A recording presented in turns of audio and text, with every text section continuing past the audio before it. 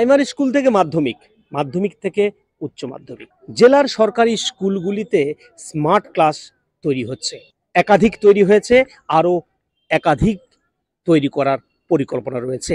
শিক্ষাক্ষেত্রে প্রযুক্তির ব্যবহারকে গুরুত্ব দেওয়া, পাশাপাশি যারা ছাত্রছাত্রী রয়েছে তাদেরকে উৎসাহ যোগানো এবং এই বিষয়গুলোর উপর গুরুত্ব দেই জেলা জুড়ে স্মার্ট ক্লাসরুমের ভাবনা চিন্তা জেলা প্রশাসনের।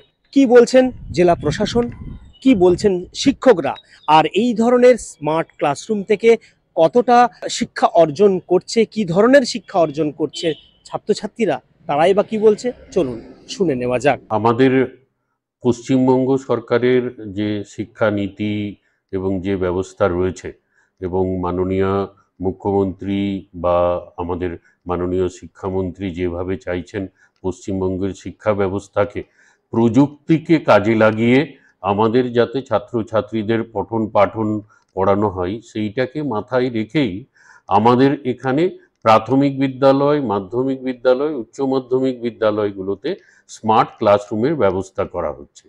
আমাদের খুবই উৎসাহ লাগছে, আমাদের খুবই ভালো লাগছে। পড়ানোর বিষয়টা আমরা খুবই সহজে বুঝতে পারছি, আমাদের খুব আনন্দও হচ্ছে।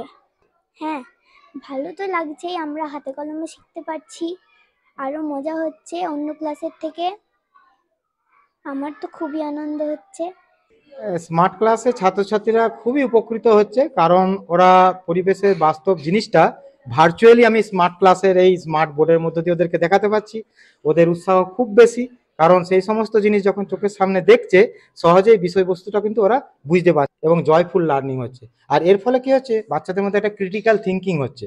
আমার শহর বাঁকুড়া থেকে সৌরভ গঙ্গোপাধ্যায়, কলকাতা টিভি।